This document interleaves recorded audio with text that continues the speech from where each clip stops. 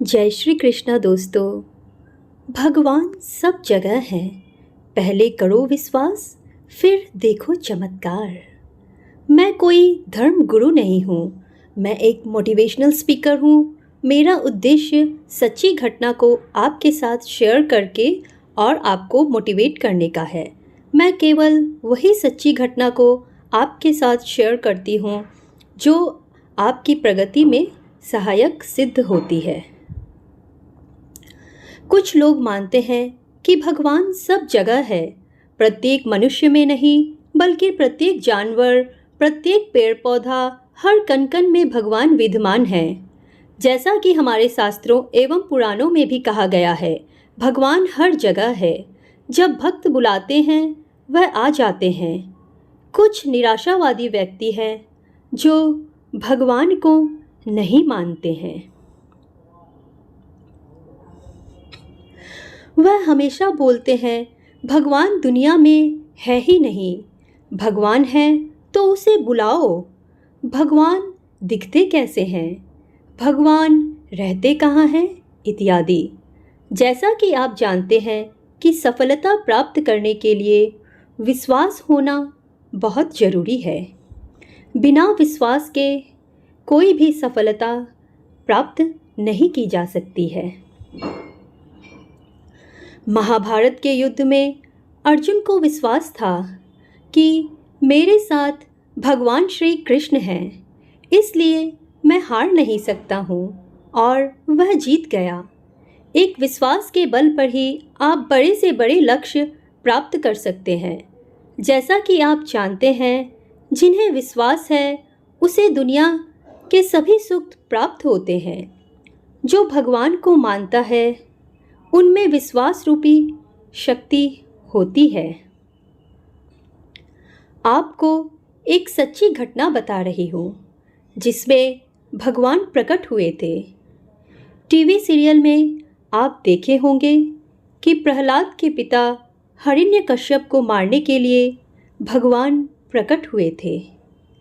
ठीक इसी प्रकार विष्णु जी ने कई अवतार लिए और दुष्टों का नाश किया।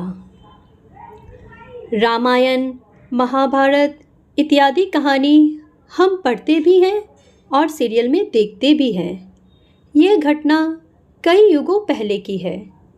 मैं कुछ समय पहले ही की एक घटना बता रही हूँ जो आपको अचंभित कर देगी, आपको सोचने पर विवश कर देगी कि वास्तव में भगवान है।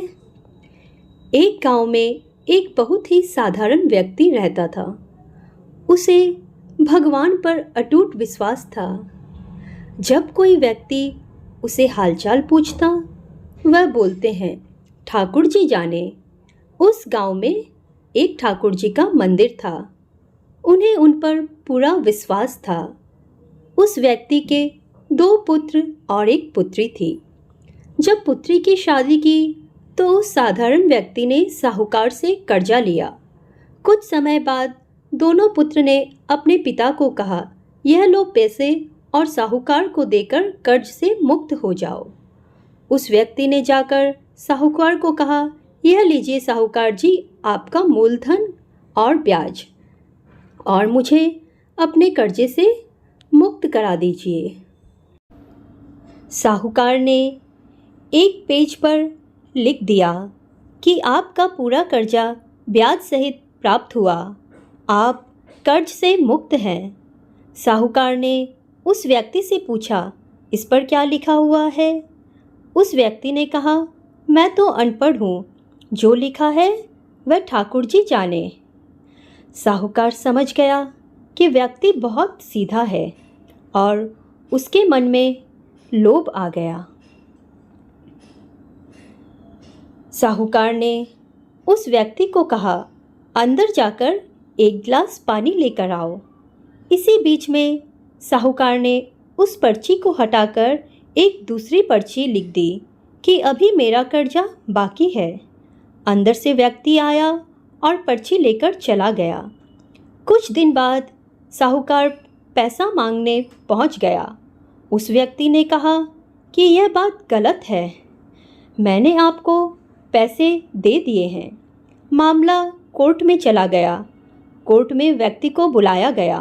व्यक्ति जोर जोर से रोने लगा और बोला कि ठाकुर जी जानते हैं कि मैंने उनको पैसा दे दिया है। जज साहब ने पूछा, कोई गवाह है जिसने आपको साहूकार को पैसा देते देखा था? उसने कहा, हाँ ठाकुर जी है। ठाकुर जी ने मुझे साहूकार को पैसे देते हुए देखा था। जज साहब ने कहा, ठाकुर जी को बुलाया जाए। पुलिस वाले ने उस गांव में जाकर लोगों से पूछा, ठाकुर जी नाम का कोई व्यक्ति इस गांव में है? उसे कल कोर्ट में आना पड़ेगा। गांव वालों ने कहा, ठाकुर जी नाम का कोई भी व्यक्ति इस गांव में नहीं है। ठाकुर जी का मंदिर है। अब भगवान कैसे कोर्ट में पेश होंगे? अगले दिन अदालत की कार्यवाही शुरू हुई। जज साहब के बगल में खड़ा एक व्यक्ति जोर से बोला, ठाकुर जी हाजिर हो, ठाकुर जी हाजिर हो। उसी वक्त एक बूढ़ा व्यक्ति सिर पर तिलक लगाए, चंदन की माला पहने हुए कोर्ट में आ गया। उस व्यक्ति ने कटघरे में खड़ा होकर बोला, सर मैं ठाकुर जी हूँ, बताइए क्या बात है? जज साहब ने ठाकुर जी से पूछा, क्या इस व्यक्ति को साहूकार को पैसे देते हुए देखा था? तब ठाकुर जी ने बोला, हाँ जज साहब, मेरे सामने ही इस व्यक्ति ने साहूकार को पूरे पैसे ब्याज समेत दे दिए थे। आप साहूकार को यहाँ पर रोकिए और किसी व्यक्ति को साहूकार के घर भेजिए। साहूकार के घर में अलमारी नंबर 3 में एक फ़ाइल है। उस फाइल के 22वें पेज पर वह पर्ची रखी हुई है जिसमें लिखा है कि यह व्यक्ति ने ब्याज समेत पैसा दे दिया है। वह व्यक्ति इतना बोलकर चला गया। कुछ देर बाद सिपाही वापस आया और जज साहब को एक पर्ची दी। यह पर्ची जिसमें लिखा हुआ था कि पूरा पैसा ब्याज समेत मिल गया। जज साहब ने कहा, ठाकुर जी कहाँ गए? उनको बुलाओ। ठाकुर जी दिखाई नहीं दिए। अगले दिन जज साहब उस व्यक्ति के गांव गया। पूरे गांव में खोजा गया।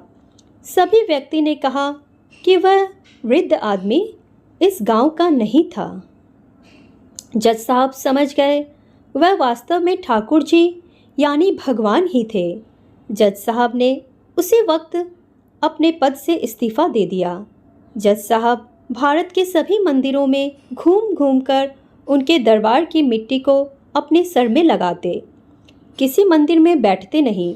जज साहब कहते थे, हमने भगवान को अदालत में बुलाकर खड़ा किया था, फिर मैं किसी मंदिर में कैसे बैठ सकता हूँ?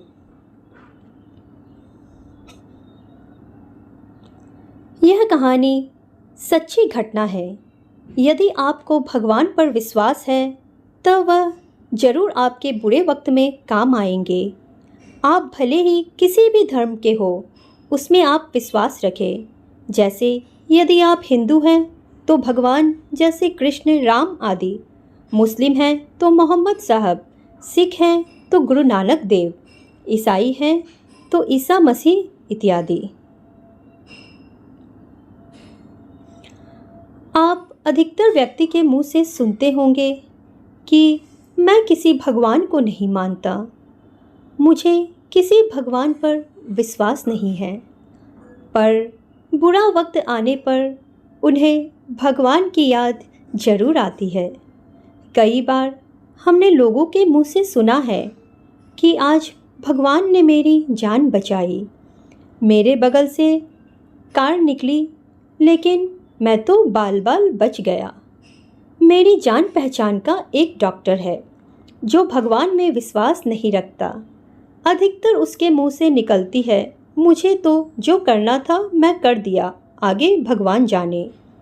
एक बार मैंने उससे पूछा, तुम तो भगवान को मानते ही नहीं, फिर तुम्हें भगवान की याद क्यों आती है?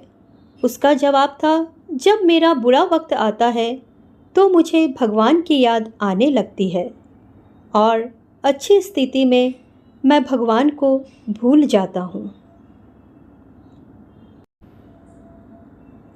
इस डॉक्टर की तरह दुनिया में अनेक इंसान हैं जो हमेशा कहते हैं कि मुझे भगवान पर विश्वास नहीं है। मैं भगवान को नहीं मानता हूँ और जब भी बुरा वक्त आता है तो भगवान को याद करने लगते हैं।